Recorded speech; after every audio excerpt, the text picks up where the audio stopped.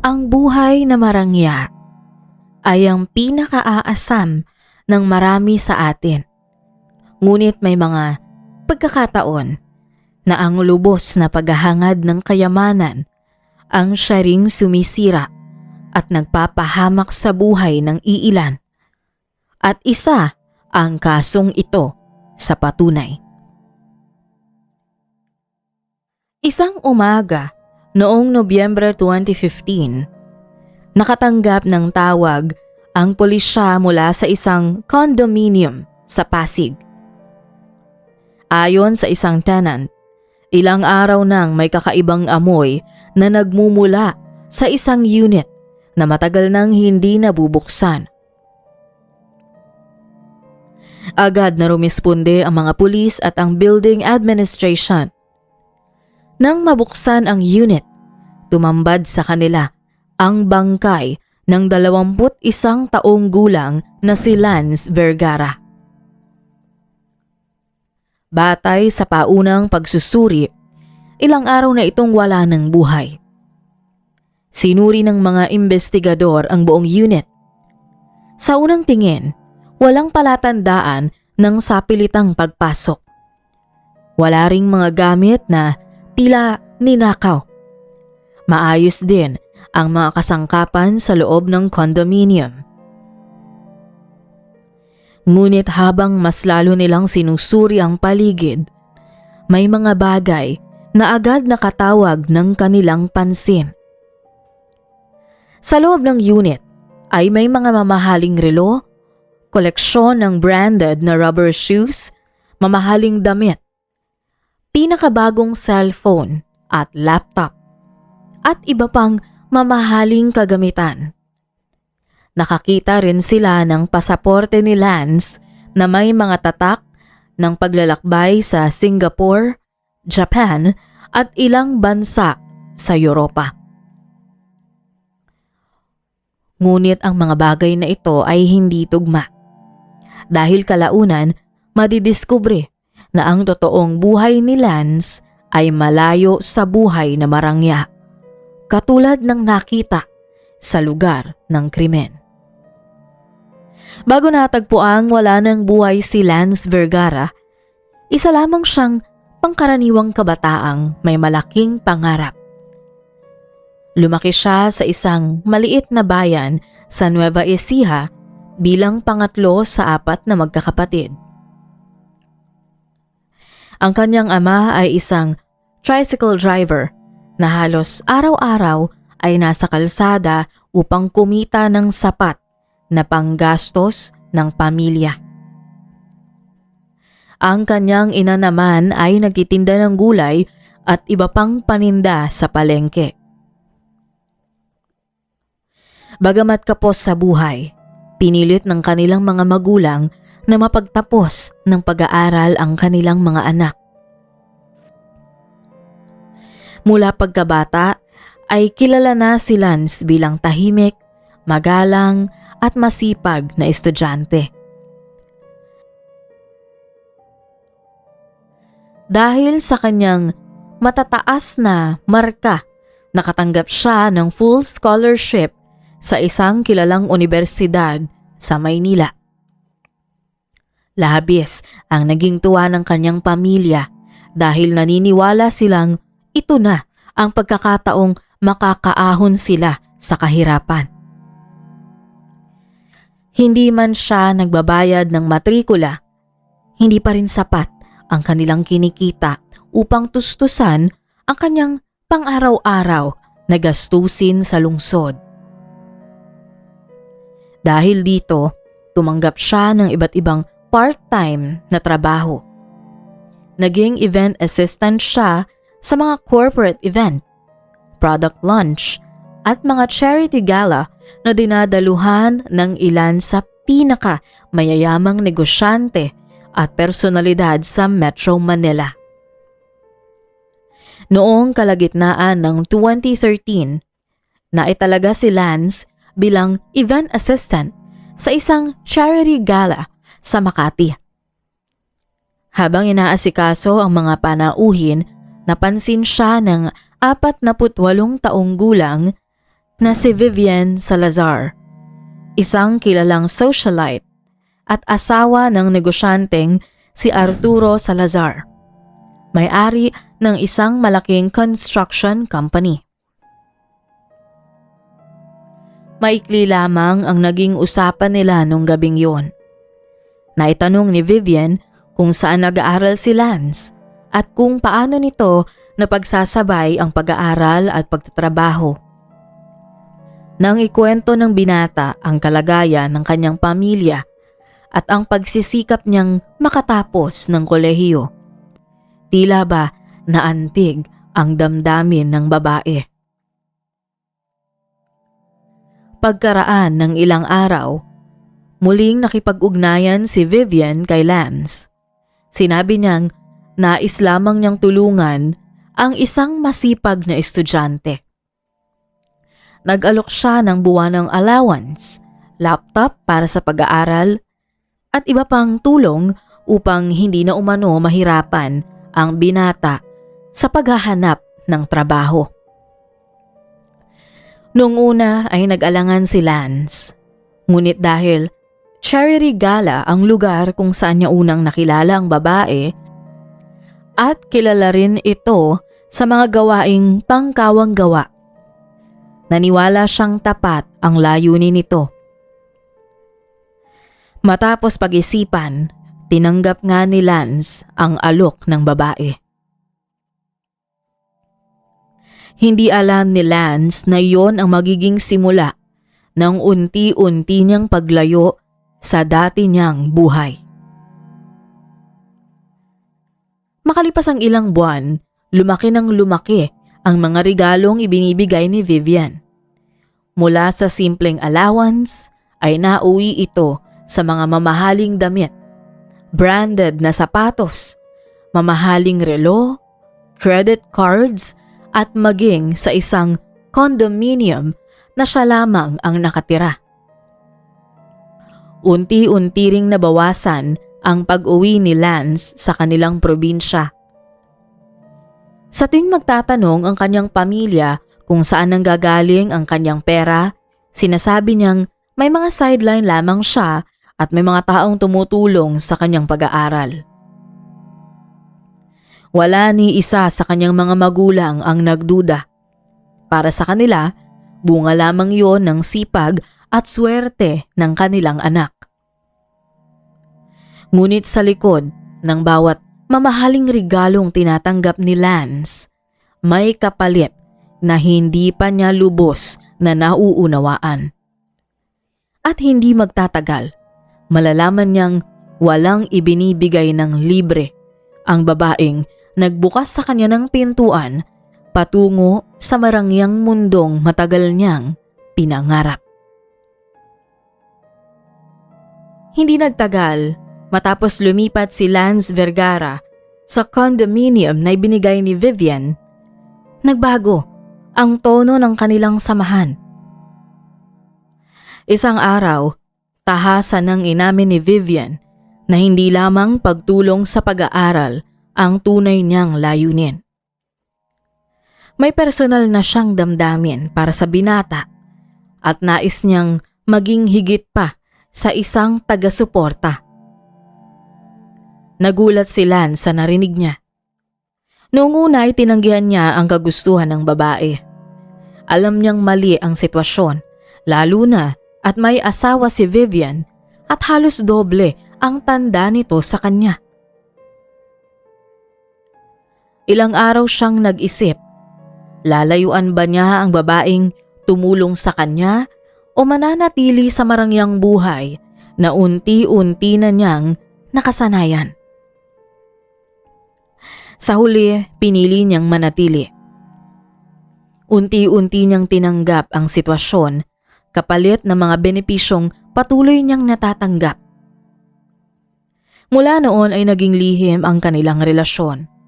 Ipinayo ni Vivian kay Lance na huwag ipaalam kanino man ang tunay na pinagmumula ng kanyang pera at mga ari-arian. Kapag may magtanong, sabihin lamang niya na may mga negosyo siyang pinapasukan o may mga sponsor na tumutulong sa kanya. Hindi naglaon, isinama na rin siya ni Vivian sa iba't ibang paglalakbay sa iba't ibang bansa. Sa mga travel records na kalaunan ay makukuha ng mga investigador. Makikitang ilang beses silang bumiyahe sa Singapore, Japan at ilang bansa sa Europa. Sa mga dokumento, nakatala si Lance bilang assistant ni Vivian sa mga business trip. Dahilan upang hindi ito pagdudahan ng ibang tao. Habang mas lalong lumalalim ang kanyang pagpasok sa mundo ng mayayaman, mas lalo rin siyang nalalayo sa dati niyang buhay. Nagsimula na rin siyang dumalo sa mga pribadong pagtitipon na eksklusibo lamang sa mga piling panauhin. Sa ilan sa mga pagtitipong ito, ipinakilala siya sa paggamit ng ipinagbabawal na droga. Sinabi sa kanya na karaniwan lang yon sa kanilang samahan at nakakatulong umano upang maalis ang pagod at stress. Noong una ay tumanggi si Lance. Ngunit dahil sa paulit-ulit na panghihikayat at sa pagnanais na makibagay sa mundong kanyang ginagalawan, dumating ang panahong sinubukan niya rin ito. Habang lumilipas ang mga buwan, napansin ng mga taong nakakakilala sa kanya na unti-unti na siyang nagbabago. Isa lamang ang lubos na nakakaalam ng nangyayari sa kanyang buhay. Ang kanyang matalik na kaibigan at kaklase na si Paulo Medina. Kay Paulo lamang naglakas loob na umamin si Lance tungkol sa kanyang relasyon kay Vivian. Siya rin ang ilang ulit na naisama ni Lance sa condominium, sa mga mamahaling restaurant at sa ilang bakasyon sa loob ng bansa na pinondohan ni Vivian. Dahil dito, nakita mismo ni Paulo kung paano unti-unting nagbago ang pamumuhay ng kanyang kaibigan. Ayon din sa salaysay, may isang pagkakataon na sumama si Paulo sa pribadong gawain ni Vivian at Lance sa isang hotel sa Singapore kapalit ng malaking halaga. Gayunpaman, hindi na ito nasundan matapos tumanggi si Paulo na maulit pa ang ganoong pangyayari.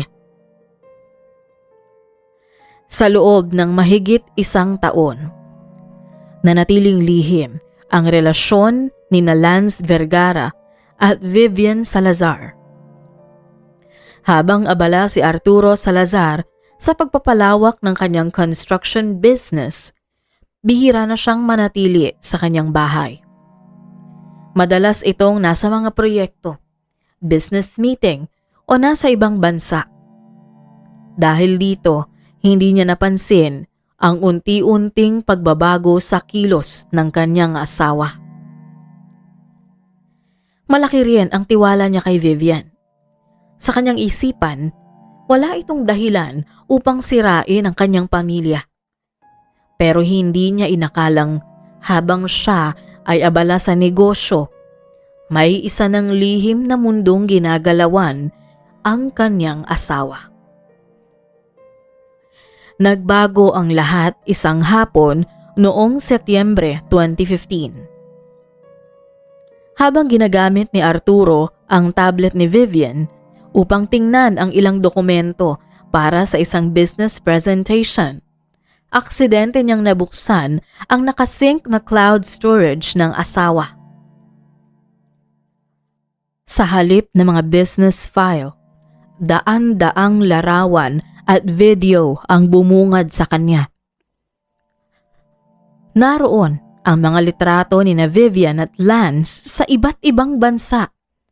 May mga larawan sa loob ng mga hotel, mamahaling restaurant, at pribadong resort. Nakita rin niya ang mga resibo ng mga biyahe, pagbili ng mamahaling relo, branded na damit, condominium at iba pang gastusing ipinangalan kay Lance. Mas lalo pa siyang nabigla nang mabasa ang mga mensahe sa pagitan ng dalawa na malinaw na nagpapatunay na higit pa sa simpleng pagtulong ang kanilang relasyon. Hindi agad hinarap ni Arturo ang kanyang asawa. Sa halip, tahimik niyang kinopya ang ilan sa mga digital file at nakipag-ugnayan sa isang pinagkakatiwalaang dating intelligence officer na ngayon ay nagtatrabaho bilang pribadong investigador. Sa loob ng ilang linggo, lihim na sinubaybayan ang kilos ni Vivian at Lance. Isang gabi ng Oktubre 2015, nagtungo si Arturo sa condominium ni Lance nang walang pasabi. Nagulat ang binata nang makita ang negosyante sa harap ng kanyang unit. Hindi na nagpaligoy-ligoy si Arturo. Direkta niyang sinabi na alam niya ang lahat. Sa una ay tinanggi pa ni Lance ang mga paratang. Ngunit nang ipakita ni Arturo ang ilan sa mga larawang nakuha niya mula sa cloud account ni Vivian, wala na siyang nagawa kundi aminin ang katotohanan. Ipinaliwanag ni Lance na noong una ay pagtulong lamang ang kanyang tinanggap. Ngunit habang lumilipas ang panahon, pakiramdam niya ay wala na siyang paraan upang makaalis sa sitwasyong kanyang kinasadlakan. Aminado naman siyang mali ang kanyang naging mga desisyon, ngunit sinabi rin niyang hindi niya kailanman inisip na humantong ito sa ganitong punto. Hindi napigilan ni Arturo ang kanyang galit. Sinuntok niya si Lance bago siya napaurong at tahimik na tumingin sa binata. Sa halip na ipagpatuloy ang pananakit, pinili niyang umalis. Habang pababa ng elevator, mabigat ang kanyang paghinga. Hindi na lamang pagkataksil ang nasa isip niya.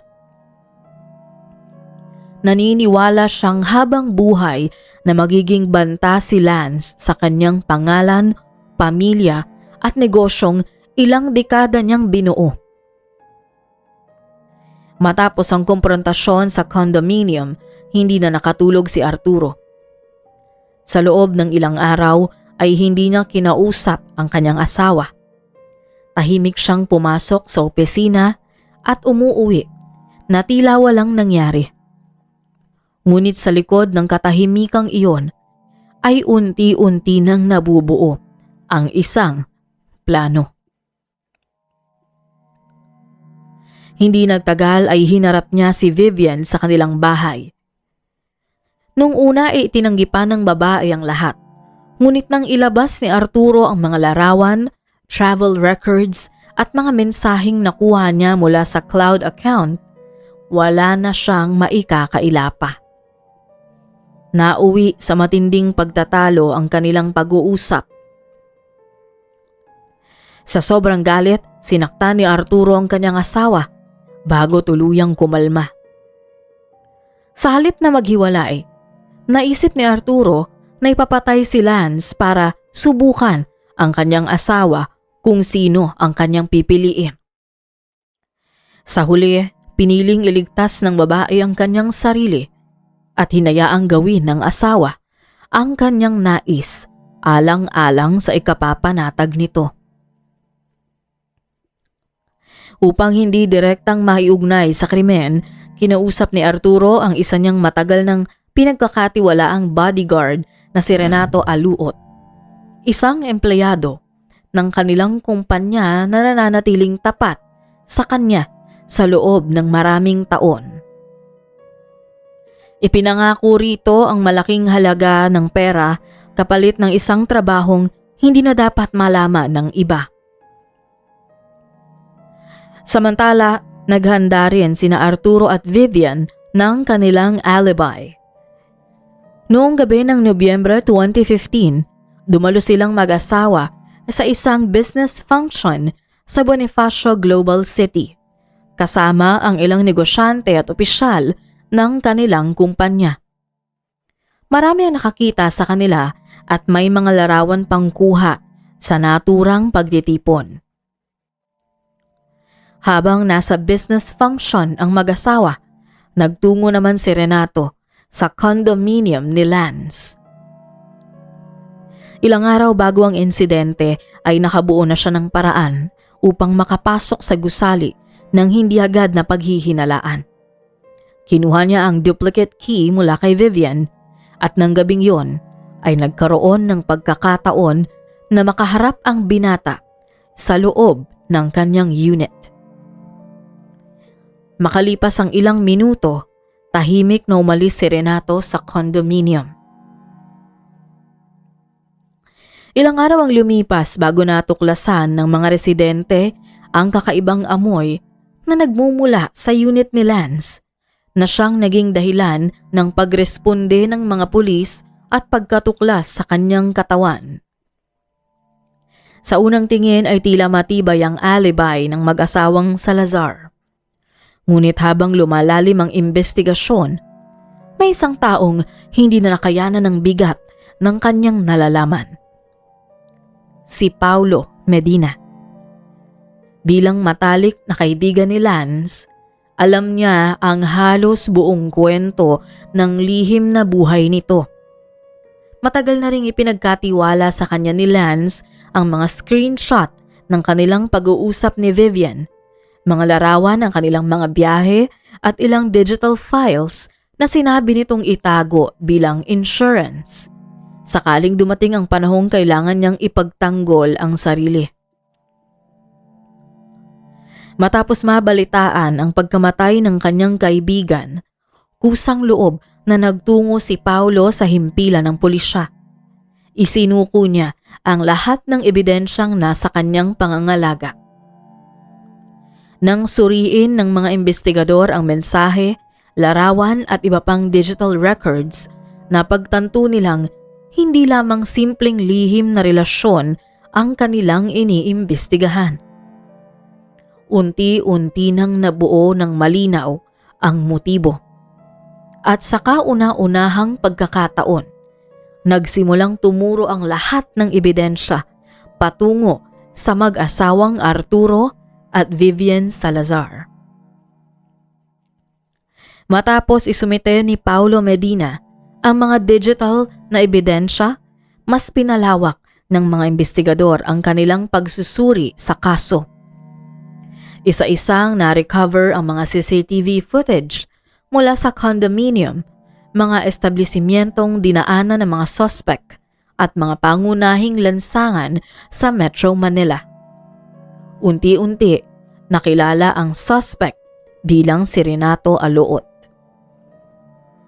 Sa paglipas ng mga linggo, unti-unting nabuo ang kabuuan ng pangyayari.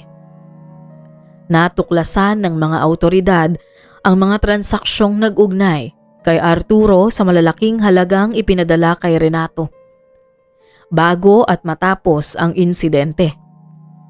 Lumabas din sa CCTV ang pagpasok at paglabas ng bodyguard sa condominium sa mismong gabi na pinaniniwalaang naganap ang krimen. Ang mga mensahe at travel records ni Lance at Vivian ay lalo pang nagpatibay sa motibo ng mga suspect. Nang sapat na ang mga ebidensya, sabay-sabay na nagsagawa ng operasyon ang pulisya. Inaresto sina Arturo Salazar at Vivian Salazar sa kanilang bahay, habang nadakip naman si Renato Aloot sa isang inuupahang apartment sa Makati. Sa investigasyon, tumanggi silang aminin ang paratang laban sa kanila. Gayunman, ang pinagsama-samang testimonya ng mga testigo, digital records, CCTV footage at financial documents ang naging matibay na batayan ng kaso. Matapos ang mahabang pagdinig, hinatulan ng hukuman sina Arturo, Vivian at Renato ng mabigat na parusa dahil sa kanilang pagkakasangkot sa nangyari kay Lance. Samantala, tahimik na nagluksa ang pamilya ni Lance. Para sa kanyang ama na isang tricycle driver at sa kanyang ina na vendor sa palengke. Nanatiling mahirap tanggapin ang sinapit ng kanilang anak. Naniniwala silang naging biktima si Lance ng mga maling desisyong ginawa sa murang edad at ng marangyang mundong ginamit bilang bitag sa kanya. Sa kanilang puso, alam nilang marami pa sana siyang pangarap na maaabot kung hindi siya naligaw ng landas at hindi siya nagpadala sa tukso ng marangyang mundo.